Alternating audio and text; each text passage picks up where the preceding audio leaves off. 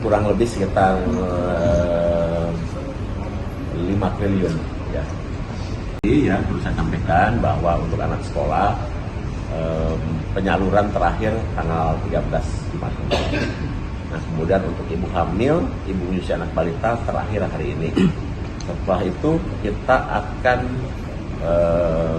merayakan Idul Fitri dan program makan bergizi akan kembali operasional tanggal 31 Maret. Itu ada keuntungan hemat berapa? Tentu saja, ya itu kurang lebih sekitar 5 triliun ya. Kejadian pengawasan berarti yang kalau yang sekarang lebih ke spesifik ke Jamintel atau bagaimana? Ya lebih intens. Dari awal kita sudah bekerja sama, cuma sekarang lebih intens terutama untuk pengawasan di seluruh SPPG di seluruh Indonesia. Jadi kita akan mendapat laporan lebih sering dan kita sedang mengkonekkan digitalisasi antara PGN dan Kejaksaan Agung sehingga laporannya real time. Pak, kalau untuk masyarakat melaporkan temuan kan selama ini kan temuan itu melaporkannya kemana?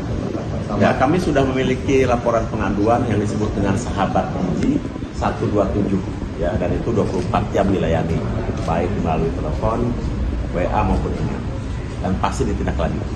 Pak, itu lama-lama laporan itu akan tidak menjadi paling lama Pak, karena ada laporan yang orang tua yang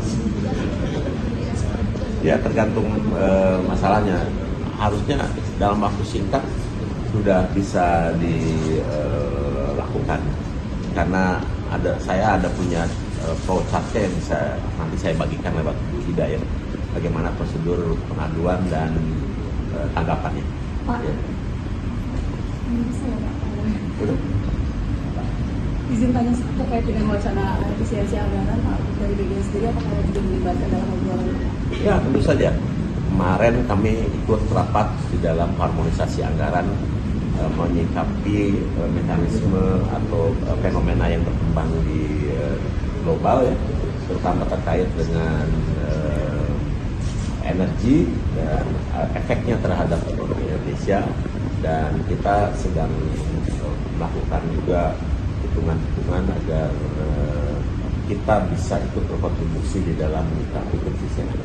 Berarti meskipun memang tidak ada arahan untuk anggaran MBG kena, tapi dari BGN sendiri mau ada? Ya tentu saja kita harus ikut memiliki sense of crisis, dan kami sedang melakukan hal-hal yang memungkinkan pengguna anggaran lebih efisien. Contohnya Pak, mungkin bisa dijelaskan sedikit contoh optimalisasi anggaran yang dilakukan, apakah tidak menambah SPPG atau seperti apa?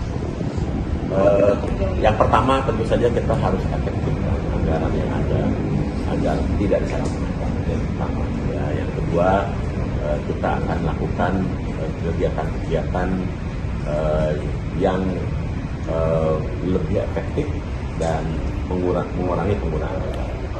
Dan kemudian ada beberapa hal yang kami masih kaji yang memungkinkan, contoh ya, BGN memiliki pagu anggaran 268 triliun dengan dana standby 67 triliun, dan langkah yang pertama yang kita sedang lakukan, kita optimalkan 268 dan coba kita tidak hitung yang standby.